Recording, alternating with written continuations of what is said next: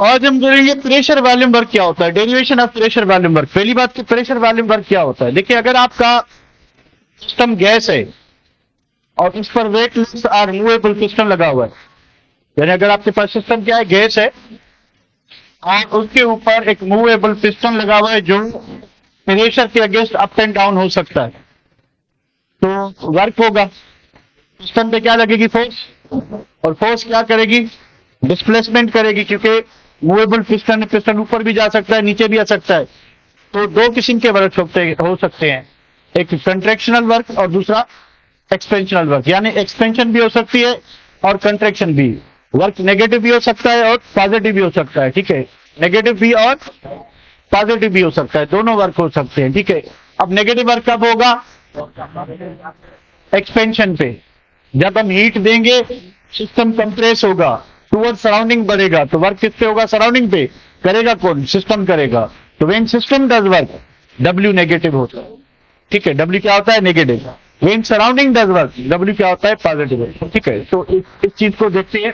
अब ये pressure volume work होता क्या है, तो भाई mechanical work due to expansion और स्क्यूजिंग कंट्रैक्शन कह सकते हैं आप of a system at constant external pressure.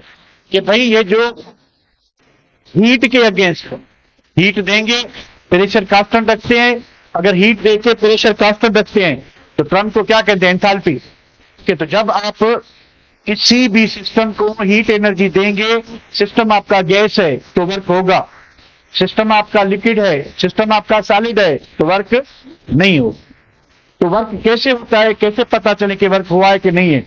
Let suppose आपका जो है क्या चीज है, consider a gas confined in a cylinder protected by a negligible weight, frictionless and movable piston, cross section area A at constant external pressure। कि भैया इसमें एक गैस डली हुई है, ठीक है, और अज्यूम करें कि ये वेटलेस पिस्टन है, ठीक है, और इसके ऊपर जो फ्रिक्शनल फोर्स है वो जीरो है। क्या करेंगे, जैसे ही आप गैस को हीट करेंगे, ठीक है, इधर वॉल्यूम की जगह पे जो टर्म यूज की गई है वो H1, हाइट 1, ठीक है। अच्छा, जैसे ही आप इसको हीट करोगे तो गैस को क्या होता है, प्रेशर होता है। प्रेशर किसके बराबर है, फोर्स पर यूनिट एरिया, ठीक है। तो इधर पिस्टन पे फोर्स लगेगी, प्रेशर लगेगा, तो फोर्स किसके बराबर हुई,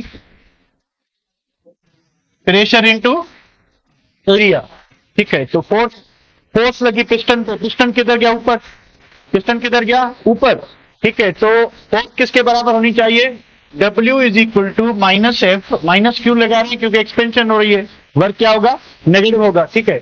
अच्छा, H2 माइनस H1 के फोर्स लगने के बाद सिस्टम ऊपर गया, उसने नई हाइट गेन की, तो ये आपका क्या हो गया, डिस्प्लेसमेंट हो गया, ठीक है। तो फोर्स बराबर आपकी किसकी, P इंटू ए के। फोर्स किसके बराबर, P इंटू ए के, इंटू क्या, चेंज इन हाइट, ठीक है, चेंज इन हाइट। अब पॉजिटिव भी हो सकती है, नेगेटिव भी। अगर पॉजिटिव होगी तो क्या होगा, W नेगेटिव होगा, अगर नेगेटिव होगी तो W क्या होगा, पॉजिटिव। अभी क्या हो रहा है, हीट करें तो क्या हो रहा है, इधर बढ़ रहा है, वॉल्यूम के कम हो रहा है। अब क्या चीज होगी, if force exerted by the gas on the inner wall of the piston is greater than external। अगर पिस्टन की जो आपकी जो पिस्टन है इसके ऊपर जो इंटरनल फोर्स है, अगर वो ज्यादा होगी किससे, एक्सटर्नल प्रेशर से, पिस्टन किधर जाएगा, ऊपर जाएगा, गैस क्या होगी, एक्सपैंड होगी। अगर एक्सटर्नल प्रेशर ज्यादा है, अंदर गैस का प्रेशर कम है, तो पिस्टन किधर आएगा, नीचे आएगा। तो वर्क अगर नीचे आता है तो W पॉजिटिव होगा, क्योंकि सराउंडिंग सिस्टम को फ्यूज कर रही है या क्या कर रही है, कंप्रेस कर रही है, ठीक है, सिस्टम खुद वर्क कर रहा है। अगर पिस्टन ऊपर जाएगा, यानी सिस्टम सराउंडिंग की तरफ बढ़ रहा है, तो सिस्टम काम कर रहा है किस चीज पे, सराउंडिंग पे, तो W क्या होगा, W क्या होगा, नेगेटिव होगा, ठीक है बेटा। ये बात समझ रहे हैं कि तो piston move upward from height 1 to height 2, ठीक है, hence it results in work which may be formulated as W is equal to negative, negative sign क्या बता रहा है, एक्सपेंशन हो रही है, वर्क नेगेटिव होना चाहिए। तो insertion of a negative sign indicates external pressure opposes the expansion of gas. के जो एक्सटर्नल प्रेशर है गैस को एक्सपेंड होने में अपोज कर रहा है, रुकावट डाल रहा है, तो फिर भी गैस ऊपर जा रही है, वर्क करती जा रही है, तो वर्क होगा तो क्या होगी, एनर्जी क्या होगी, माइनस होगी, ठीक है।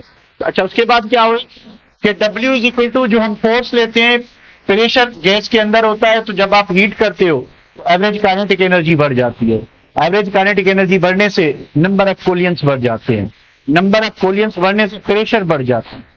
प्रेशर बढ़ेगा तो प्रेशर क्या एग्जर्ट करेगा, फोर्स किस फॉर्म में, फोर्स किस फॉर्म में होगी, प्रेशर इनटू एरिया, ठीक है। तो से पिस्टन ऊपर जाएगा, नई हाइट क्या करेगा, गेन करेगा।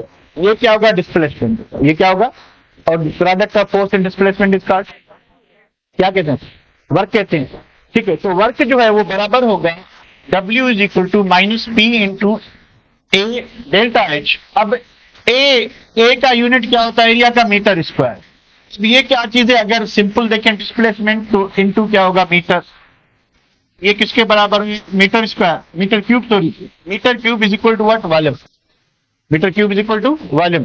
तो आप अज्यूम करें कि इधर आप V1 और V2 भी यूज कर सकते हैं। Now what is this, this is what delta V, this is what delta V। तो इसको अगर हम रिप्लेस करेंगे डेल्टा H को और A और, यानी ये डेल्टा V किसके बराबर होगा, डेल्टा V बराबर होगा P इंटू किस चीज के, sorry A into delta V, ठीक है। यानी area into change in volume, या चेंज इन वॉल्यूम नहीं, सॉरी क्या, चेंज इन हाइट, ठीक है। तो इसका यूनिट क्या बताया मैंने आपको, मीटर स्क्वायर। इसका क्या होता है, मीटर। तो ये बराबर होगा किसके, मीटर क्यूब के, यानी डेल्टा V आपका बराबर हो जाएगा, यानी वॉल्यूम क्या होगा, चेंज होगा, ठीक है। तो हम दोनों को हटा के क्या लिखेंगे, डेल्टा V। तो W इज इक्वल हो जाएगा माइनस पी डेल्टा V। ये अच्छी हो गई नई इक्वेशन, ठीक है। इस वर्क को क्या कहते हैं, प्रेशर वॉल्यूम वर्क। वो कैसे रहा है वर्क, वर्क हो रहा है कि गैस एक्सपेंड हो रही है जब उसको हम हीट कर रहे हैं, गैस एक्सपेंड हो रही है जब उसको हम हीट कर रहे हैं, प्रेशर कांस्टेंट है। प्रेशर बढ़ेगा, प्रेशर बढ़ेगा जब आप गैस को क्या करोगे, हीट करोगे। पर हो क्या रहा है, हो ये रहा है कि पिस्टन मूवेबल है, तो जैसे ही अंदर प्रेशर बढ़ेगा पिस्टन ऊपर चला जाएगा।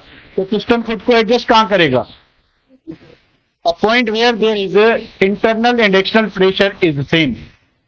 पिस्टन कितना ऊपर जाएगा, उतना ऊपर जाएगा जिस वक्त अंदर वाला प्रेशर जो है वो बाहर वाले प्रेशर से क्या हो जाएगा, बराबर। अगर बाहर वाला बढ़ जाता है, आप गैस को हीट करना बंद कर देते हैं, गैस ठंडी हो रही है, ठंडी हो रही है तो अंदर का प्रेशर क्या होगा, कम होगा, तो पिस्टन क्या आएगा, नीचे आएगा, पिस्टन क्या आएगा, नीचे आएगा। तो ये जो वर्क डन है ड्यू टू एक्सपेंशन और ड्यू टू कंट्रैक्शन, यानी फोर्स लग रही है तो पिस्टन ऊपर जा रहा है, फोर्स ऊपर से लग रही है तो पिस्टन नीचे आ रहा है। तो ये जो वर्क डन है एट कांस्टेंट प्रेशर, इसको क्या कहते हैं, प्रेशर वॉल्यूम वर्क, ठीक है, प्रेशर वॉल्यूम वर्क। इसको इस तरह से भी कहते हैं कि work done due to change in volume against opposing pressure. ऐसा वर्क चेंज इन वॉल्यूम से एसोसिएटेड हो, ठीक है, against opposing pressure. Opposing pressure बढ़ेगा फिर भी पिस्टन ऊपर नीचे होगा, अगर कम होगा फिर भी ऊपर नीचे होगा। एडजस्ट कहाँ होगा, जहां पे प्रेशर क्या हो, कांस्टेंट हो। एडजस्ट कहाँ होगा, जहां पे प्रेशर कांस्टेंट हो, ठीक है। तो ये आपकी ये बात हो गई पूरी, ठीक है। इसको हम सेव करते हैं और आगे बढ़ते हैं। अच्छा, इसका यूनिट क्या होना चाहिए, अभी यूनिट देखें।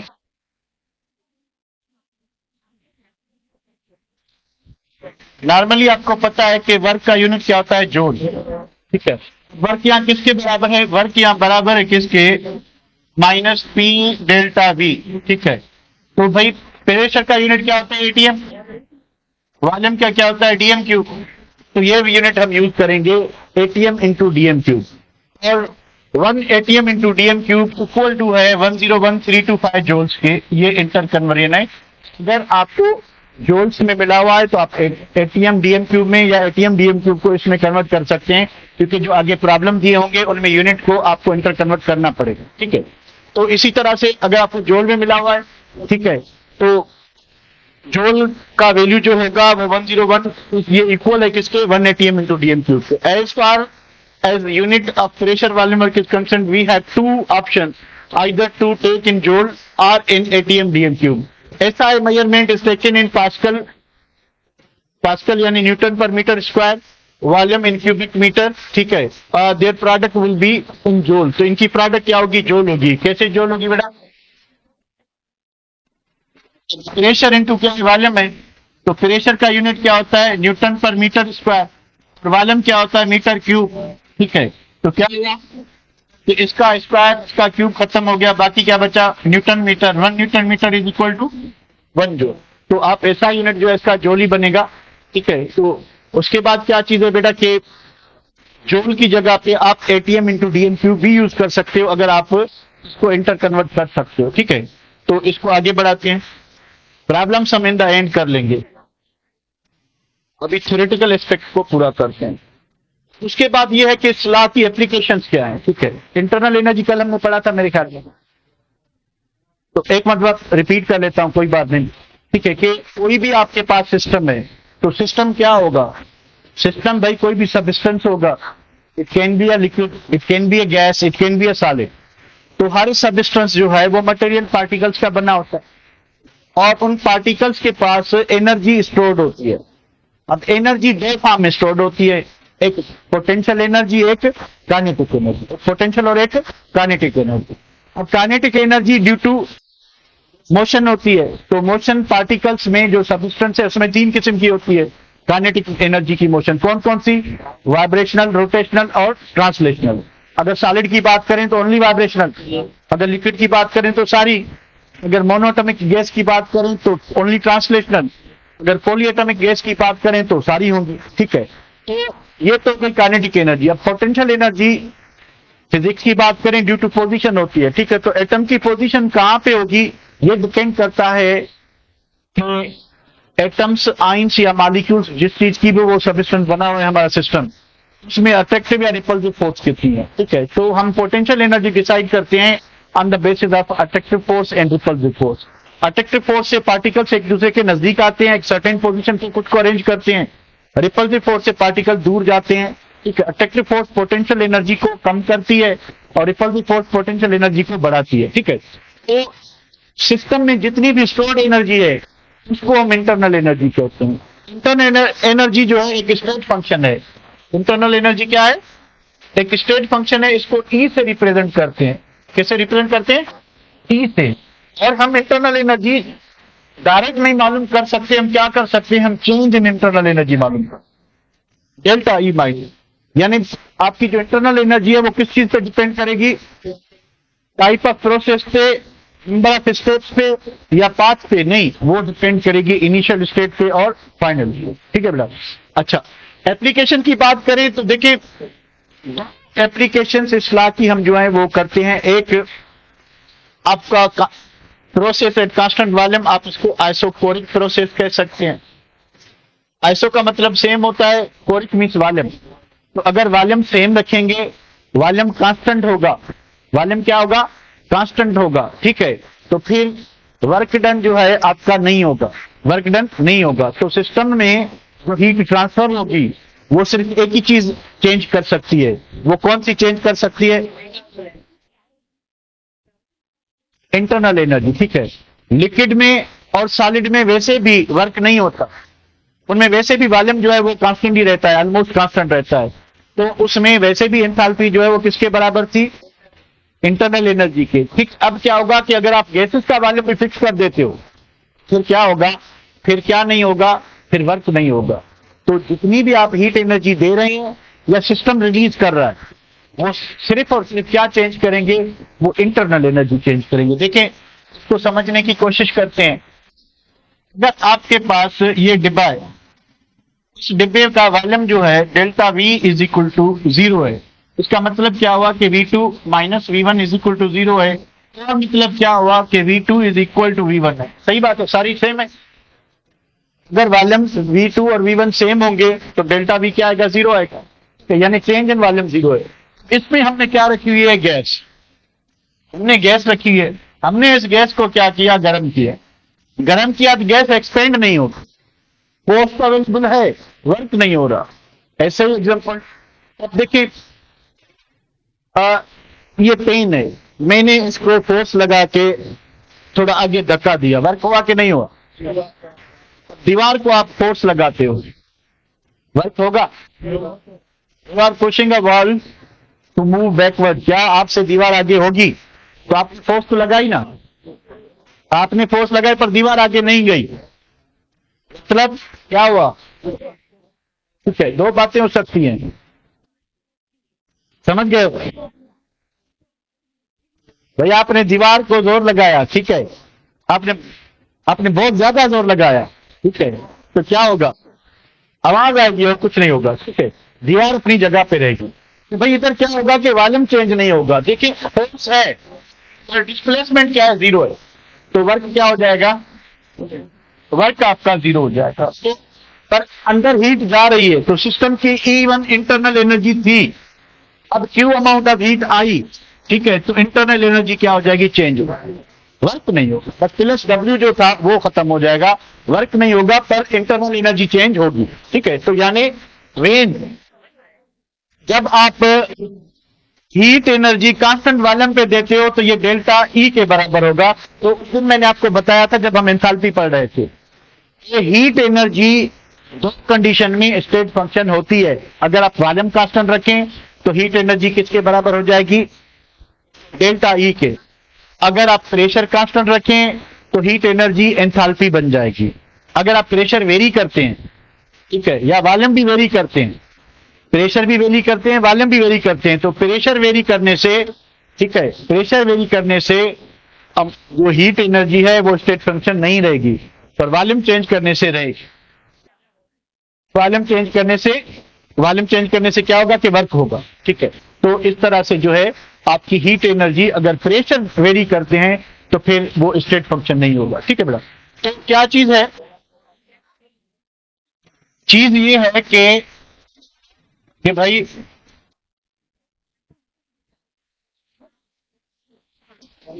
Q is the amount of heat at constant volume. हमने क्या किया? डेल्टा E प्लस क्या था? W, प्लस क्या था? W, ठीक है। W किसके बराबर था? P डेल्टा V के, P डेल्टा V, ठीक है। तो QV इज इक्वल टू क्या होगा? Delta E plus P into zero. तो QV इज इक्वल टू क्या होगा? Delta E plus zero. तो QV इज इक्वल टू क्या होगा? जीरो, जीरो होगा नहीं, प्लस जीरो है भाई, क्या होगा? डेल्टा। तो this is the equation, this is the equation. ये इक्वेशन क्या गाइड कर रही है? अब क्या क्या किसकी बात करें? Process at constant volume, process at constant volume, जिसको आइसोकोरिक प्रोसेस करें कि वेन सिस्टम रिलीज और एब्जॉर्ब एनर्जी, रिलीज और एब्जॉर्ब्स एनर्जी कहां पे? At constant volume, at constant volume. फिर क्या होगा?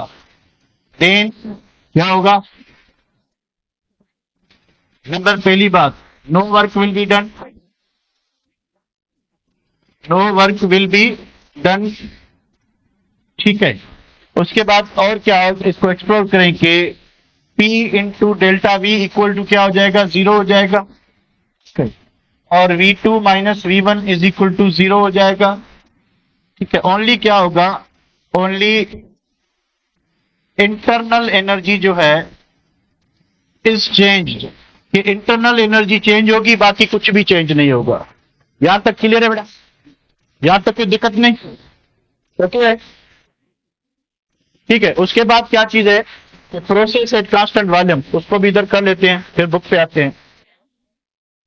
Process at constant pressure, volume वाला हो गया प्रेशर, इसको क्या कहते हैं? आइसोबैरिक प्रोसेस, आइसोबैरिक कहें, बैरिक कहें, प्रोसेस। यानी अगर हम प्रेशर कांस्टेंट रखिए, सिस्टम में हीट एनर्जी एंटर करते हैं, तो फिर क्या होगा? देखें जरा इसको गौर से।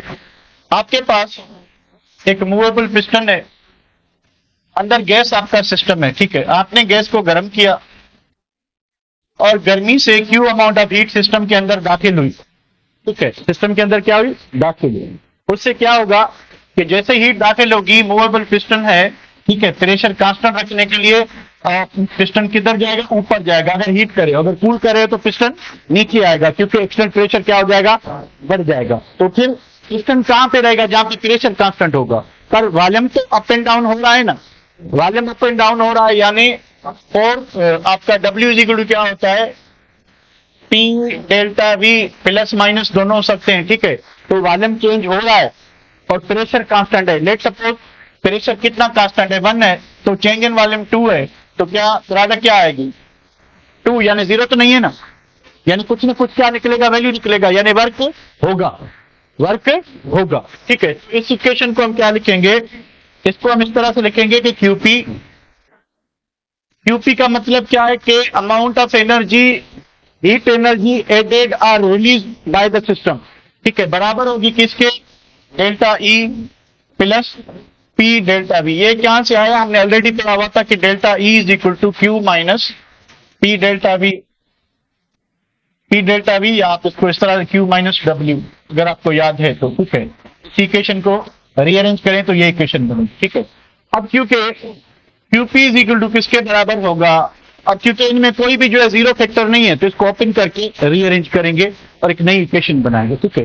तो रीअरेंज करें भाई, डेल्टा ई किसके बराबर होगा, E2 माइनस E1 प्लस ये क्या होगा, P V2 माइनस V1, सही है बेटा। तो अब क्या करें कि इसको रीअरेंज भी करें, ठीक है, उसके बाद माइनस कॉमन भी लें, तो ये बन जाएगा E2 प्लस PV2 माइनस क्या बन जाएगा, E1 प्लस PV1, ठीक है। तो ये इसको आप लिख सकते हैं QP is equal to H2 minus H1, तो QP इज इक्वल टू क्या हो गया, डेल्टा H, ठीक है। तो here H is called, H को क्या कहते हैं, H is called enthalpy, H is called enthalpy, H is called enthalpy of system. तो एंथैल्पी क्या हुआ, इसमें जितने भी फैक्टर इन्वॉल्व हैं वो सारे स्टेट फंक्शन है, देखें, internal energy state function, pressure state function, volume state function, तो इन सब को मिला के क्या बन रही है, आपकी जो है एंथैल्पी बन रही है, ठीक है। तो आप क्या कहोगे कि enthalpy is also a state function, it depends only upon the initial and final state and it is independent of the path और द नंबर ऑफ स्टेप्स और द वे और the manner in which certain process is occurring, कि process किस तरीके से हो रहा है, किस वजह से हो रहा है, ठीक है, उस चीज पे एंथैल्पी डिपेंड नहीं करेगी, एंथैल्पी डिपेंड करेगी कि उसका इनिशियल वैल्यू क्या है, उसका फाइनल वैल्यू क्या है, ठीक है बेटा। इसमें कोई problem,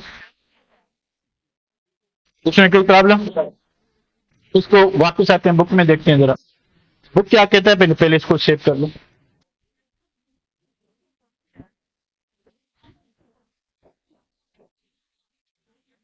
Process at constant pressures.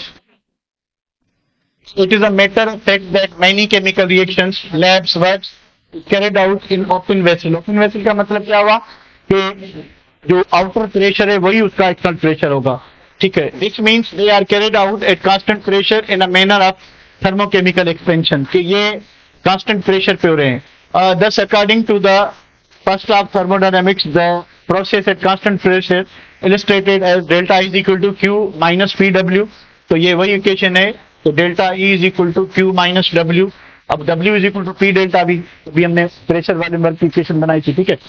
तो QP is equal to क्या होगा कि डेल्टा E, अब P का मतलब क्या है कि कांस्टेंट प्रेशर, Q का मतलब क्या है, हीट एनर्जी, कि सिस्टम में हीट एंटर हुई या सिस्टम से हीट रिलीज हुई, प्रेशर कांस्टेंट था, ठीक है। तो वो किसके बराबर होगी, वो बराबर होगी change in internal energy plus work done, change in internal energy plus work done, ठीक है। तो भाई इसको where QP is the heat flow from the system at constant pressure, delta E is the internal energy and P delta V is work done which is change in volume. तो आप इसको rearrange करके क्या बनाएंगे, ये चीज बनाएंगे। तो enthalpy itself is equal to क्या होगा, E plus PV, E plus PV, ठीक है। तो इसकी मैथमेटिकल डेफिनेशन उसने हमने की थी, क्या है, sum of internal energy and work done, और प्रेशर वॉल्यूम वर्क कहें या वर्क कहें या product of pressure and volume कहें, जो भी कहें, अदर वर्ड है एक दूसरे के, पर हो क्या रहा है, ये वर्क हो रहा है इधर, ठीक है। तो the sum of internal energy and work done is called enthalpy, total heat content of the system is called enthalpy. तो ये सारी यहाँ पे आएंगे। ठीक है बेटा, इसमें कोई प्रॉब्लम, इसमें कोई दिक्कत बेटा? बढ़े आगे, बढ़े आगे। ओके, आगे बढ़ते हैं।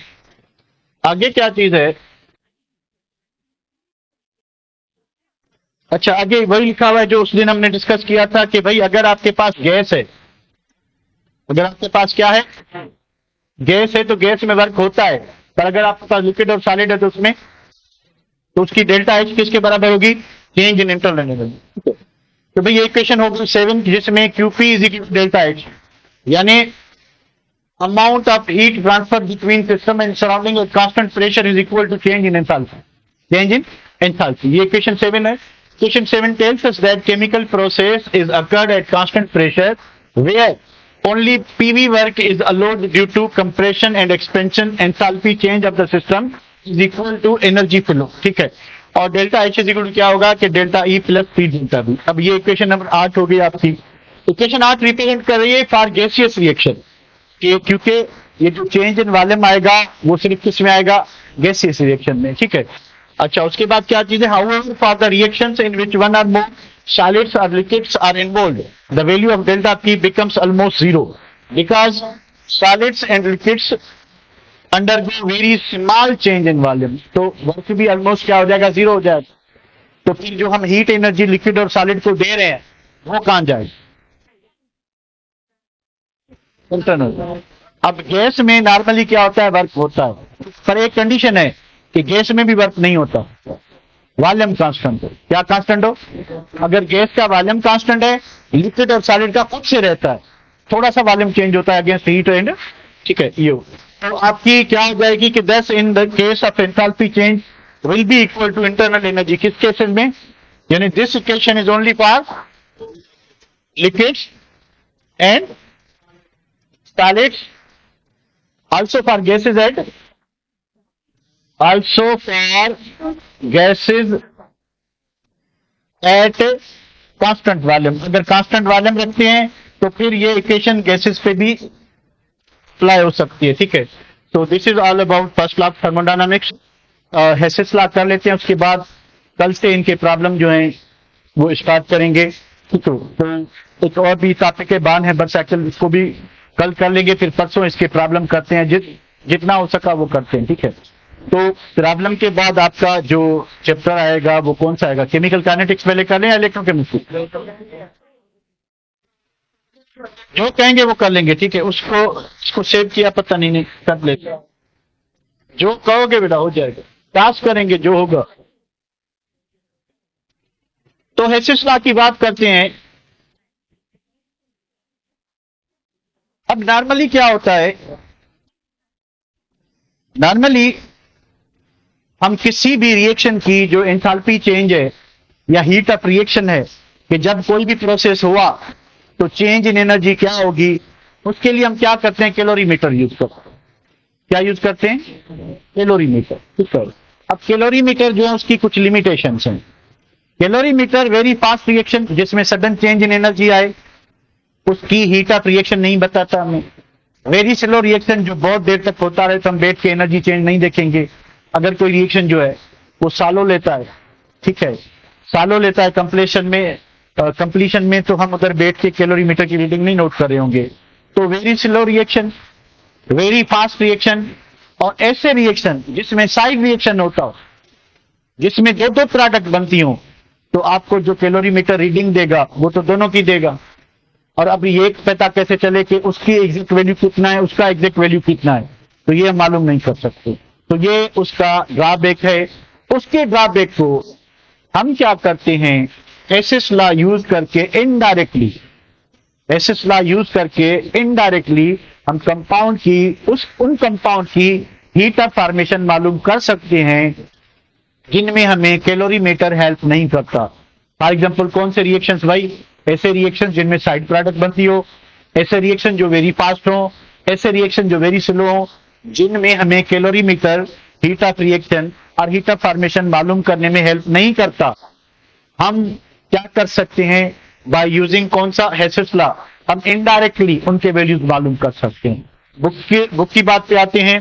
अब ये हेसिस लॉ ऐसे क्यों बात कर रहा है? देखिए वही बात आती है कि enthalpy, enthalpy is a state function, enthalpy is a state function.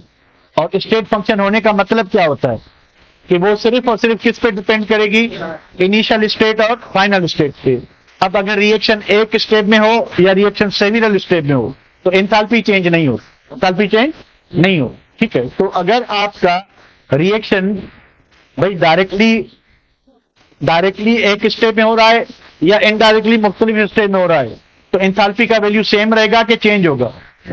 तो हेसिस लॉ में हेल्प करेगा कि बाय एडिशन एंड सब्ट्रैक्शन हम इनडायरेक्टली जो कैलोरीमीटर से वैल्यू नहीं मिलेगा हम मालूम कर सकते हैं। थोड़ा सा बुक के एक्सप्लेनेशन देते हैं, क्या कह रहा है? बुक कह रहा है कि the change in enthalpy of some reactions are measured by calorimeter या कैलोरीमेट्रिक मेथड। के कुछ रिएक्शन की जो एंथैल्पी चेंज है जब रिएक्शन होता है, अब देखिए दो ही पॉसिबिलिटीज हैं, या तो रिएक्शन एंडोथर्मिक होगा या रिएक्शन क्या होगा? एक्सोथर्मिक होगा, या रिएक्शन एंडोथर्मिक होगा या एक्सोथर्मिक होगा। ठीक है, तो कौन सा भी रिएक्शन हो तो चेंज इन एंथैल्पी तो आएगी। वो चेंज इन एंथैल्पी कहां से मेजर करते हैं? कैलोरीमीटर। आगे क्या चीज है? However experimentally it is difficult to determine change of enthalpy of very slow reaction and very fast reaction. कि अगर हमारे पास वेरी स्लो रिएक्शन है या वेरी फास्ट रिएक्शन है तो उसका एंथैल्पी चेंज हम कैलोरीमीटर से मालूम नहीं कर सकते। For example, combustion of carbon graphite to give carbon dioxide can be worked in a calorimeter। कि आप कार्बन और ऑक्सीजन को जलाते हैं, कार्बन डाइऑक्साइड बना, ठीक है, वो रिएक्शन थोड़ा स्लो होता है। कोयला जो जलता है वो फ्लेम से नहीं जलता, वो आहिस्ता आहिस्ता, ठीक है, वो क्या होता है? रेड हॉट होता है, उसी तरह जलता रहेगा आहिस्ता आहिस्ता। इस रिएक्शन में कार्बन डाइऑक्साइड जो बन रहा है कैलोरीमीटर से ये वैल्यू हमें मिल जाए। आगे क्या चीज है? Further, the same is true for the oxidation of carbon monoxide to carbon dioxide। कि अगर हमारे पास कार्बन मोनोऑक्साइड है तो वो जब कार्बन डाइऑक्साइड बनाएगा तो वो स्लो बनेगा। ठीक है, इसका भी हम मालूम कर लेंगे, कैलोरीमीटर मालूम कर देगा। पर जब आप लिमिटेड ऑक्सीजन की अमाउंट में कार्बन और ऑक्सीजन को रिएक्ट कराओगे तो मिक्सचर बनता है कार्बन मोनोऑक्साइड का और कार्बन डाइऑक्साइड। यहां पे प्रॉब्लम है कि अगर कार्बन मोनोऑक्साइड पहले बन रहा है तो कार्बन मोनोऑक्साइड की जो हीटर फॉर्मेशन है वो कैलोरीमीटर नहीं दे सकते। तो हम इनडायरेक्टली ये जो गिवन वैल्यूज हैं इनसे क्या कर सकते हैं? कार्बन मोनोऑक्साइड का वैल्यू निकाल सकते हैं। कैसे? जब इनके प्रॉब्लम करेंगे मैं आपको बताऊंगा। तो आगे ये बुक क्या कह रहा है कि contradictorily the measurement of delta H in the combustion of carbon to carbon monoxide is quite difficult because some of the carbon monoxides are further oxidised to carbon dioxide. तो भाई साइड प्रोडक्ट बन रही, carbon monoxide बना, उसके साथ साथ क्या बनना है? Carbon dioxide. सो इसलिए तो ऑलरेडी कार्बन मोनोऑक्साइड बना है तो उसको ऑक्सीडाइज करोगे तो आपको कार्बन डाइऑक्साइड मिलेगा। पर अगर कार्बन से कार्बन मोनोऑक्साइड बन रहा है, ठीक है, कार्बन मोनोऑक्साइड बनना है तो कुछ एक्स्ट्रा ऑक्सीजन अगर एक कार्बन से कंबाइन होता है तो फिर डायरेक्टली कार्बन डाइऑक्साइड भी बन जाएगा, तो आपको मिलेगा मिक्सचर। तो मिक्सचर की जो हीट ऑफ फॉर्मेशन है वो आपको अब कैसे पता चले कि रिएक्शन में कौन सी अमाउंट कितनी बनी है? तो आपको एग्जैक्ट अमाउंट नहीं मिलेगी। ठीक है, तो ये कह रहा है कि आप इस इक्वेशन को एक दूसरे के सब्ट्रैक्ट करें तो आपको डेल्टा एच मिल जाएगा। किसका? कार्बन मोनोऑक्साइड का। ठीक है, आप इन इक्वेशन से कार्बन मोनोऑक्साइड का वैल्यू निकाल सकते हैं। ठीक है, देखिए कैसे निकाल सकते हैं। पहले तो मैं आपको ये बात समझाने की कोशिश करूं कि भाई कार्बन प्लस ऑक्सीजन क्या बना? Carbon dioxide. और डेल्टा एच कितना है? -393.5 किलो जूल पर मोल। ठीक है बेटा, उसके बाद क्या चीज है कि carbon monoxide plus half oxygen, ये क्या बना? Again carbon dioxide. Delta H कितनी है?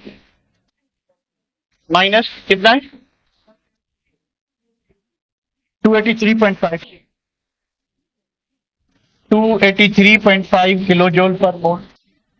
ठीक है, अब क्या बता रहा है कि कार्बन प्लस ऑक्सीजन, आधा ऑक्सीजन अगर कार्बन मोनोऑक्साइड बनाए, ठीक है, तो इसकी डेल्टा एच हमें नहीं मिलेगी। फिर ये जो गिवन वैल्यूज हैं हेसिस लॉ हमें गाइड करता है कि हम इनसे मालूम कर सकते हैं। अब आपकी जो रिक्वायर्ड इक्वेशन है वो ये है। ये आपकी क्या कौन सी इक्वेशन है? Required equation. तो रिक्वायर्ड इक्वेशन में हमें क्या चाहिए, कार्बन मोनोऑक्साइड प्रोडक्ट की तरफ। इक्वेशन 2 को देखें जरा,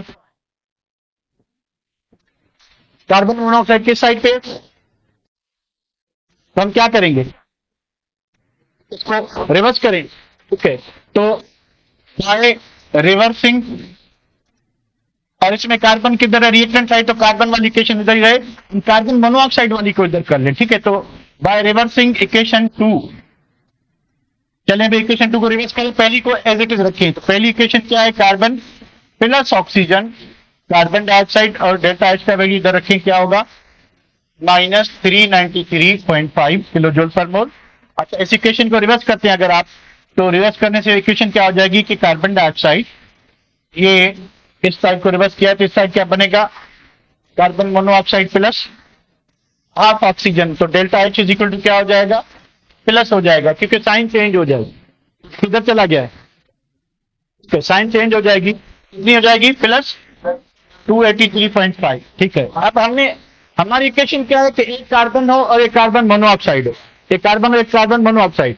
ठीक है, तो देखें, कार्बन डाइऑक्साइड को खा गया, खा गया, एक ऑक्सीजन आधा ऑक्सीजन। ठीक है, तो इधर कितना बचा, आधा, ये आधा खत्म हो गया।